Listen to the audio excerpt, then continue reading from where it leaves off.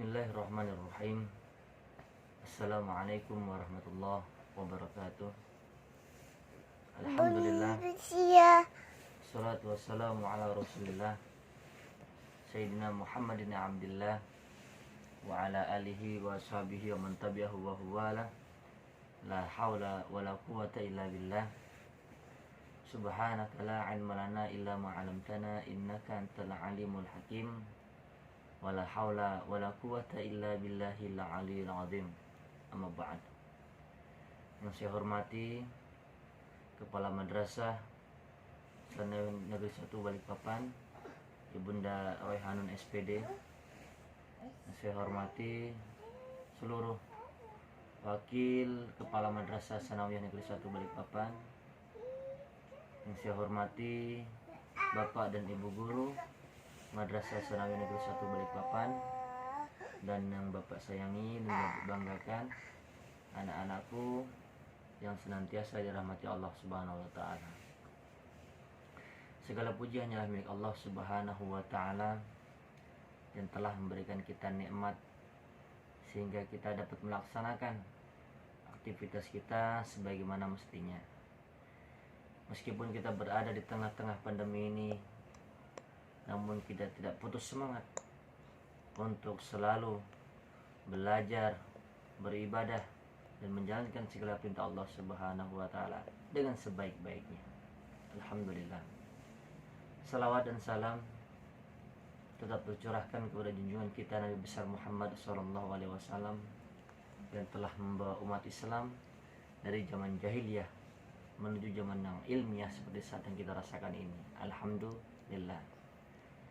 Anak-anakku yang Bapak banggakan, dan insyaallah dirahmati Allah Subhanahu wa taala, sebagai seorang muslim setidaknya kita harus tahu apa itu pengertian dari Isra wal Mi'raj. Karena alhamdulillah kita masih diberikan Allah Subhanahu wa taala umur yang panjang sehingga kita masih berjumpa di dalam bulan Rajab ini, yang di mana bulan Rajab ini ada satu peristiwa yang istimewa, yakni peristiwa Isra wal Mi'raj. Jadi yang pertama, apa makna dari Isra wal Mi'raj? Yang kedua, bagaimana perjalanan Nabi dalam melaksanakan Isra wal Mi'raj. Lalu yang ketiga, apa saja hikmah yang dapat kita ambil atau pelajaran yang dapat kita ambil dari peristiwa Isra wal Mi'raj. Yang pertama, makna Isra wal Mi'raj adalah bahwa Allah Subhanahu wa taala memberikan suatu mukjizat kepada Nabi Muhammad SAW bersama dengan malaikat Jibril untuk menghadap Allah Subhanahu wa taala. Itu adalah pengertian daripada Isra wal Mi'raj. Lalu yang kedua, bagaimana perjalanan Nabi Muhammad SAW?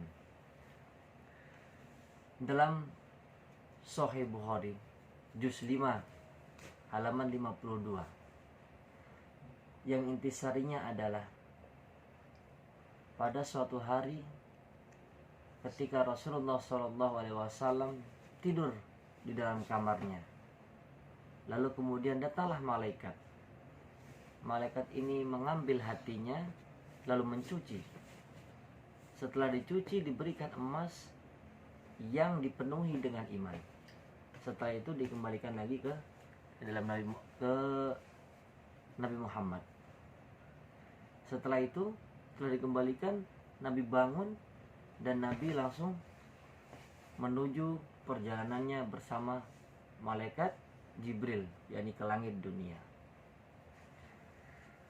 Setelah menuju langit ke dunia, terutama dari ini ya, dari Masjidil Haram ke Masjidil Aqsa, kemudian ke langit pertama berjumpa dengan Nabi Adam alaihissalam.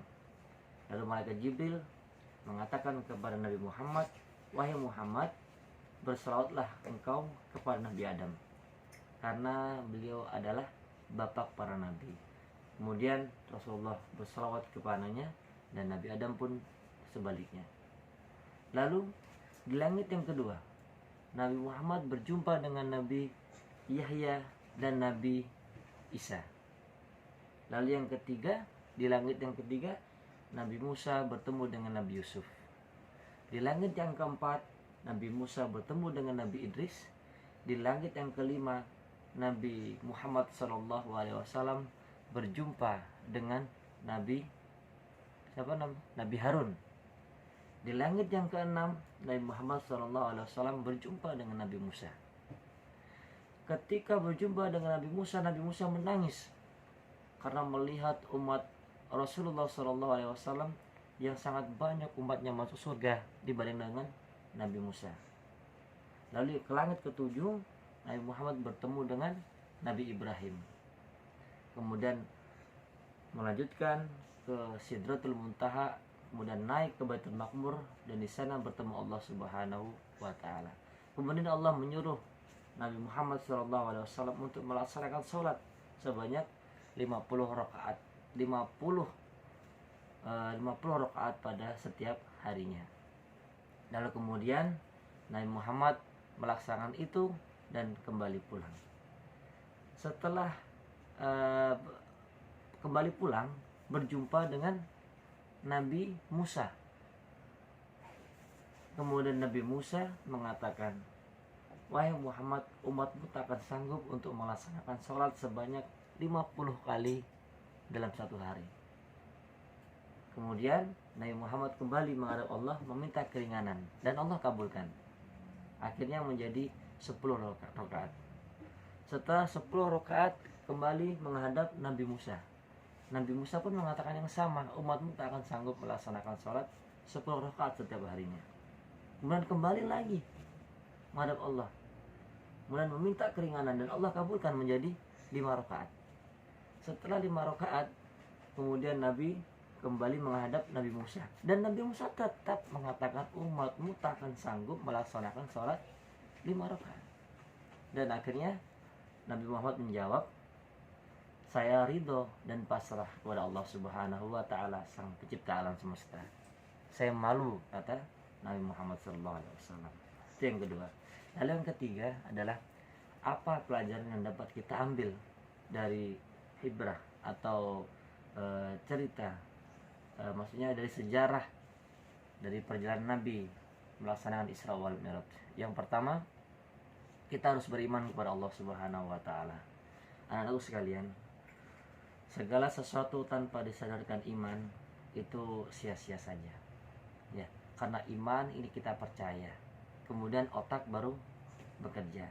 Percaya dulu baru kita pikirkan. Contoh, ya, contoh. Kalau kita menggunakan pikiran tanpa ada iman, itu kacau banget. Contoh Nabi Adam. Nabi Adam kan bisa begini. Dalam teori biologi itu kan ada bapak, ada mama menikah, kemudian ada anak.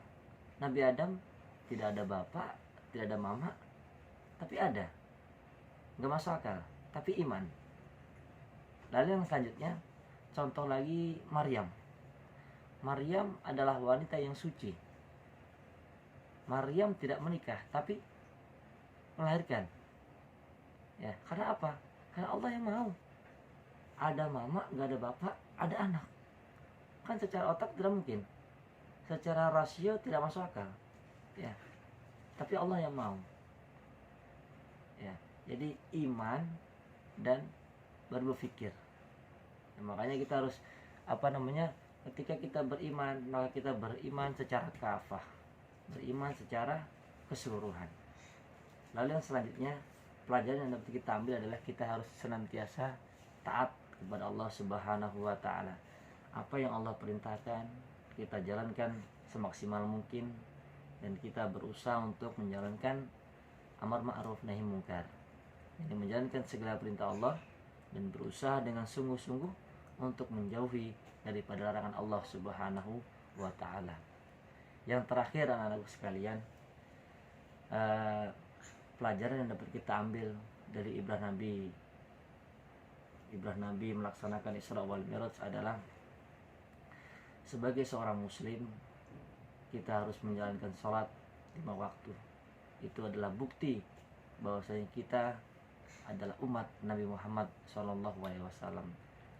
Kalau kita tidak menjalankan sholat 5 waktu, berarti kita enggan untuk menjadi umat Nabi Muhammad SAW. Mungkin kira demikian apa yang dapat disampaikan.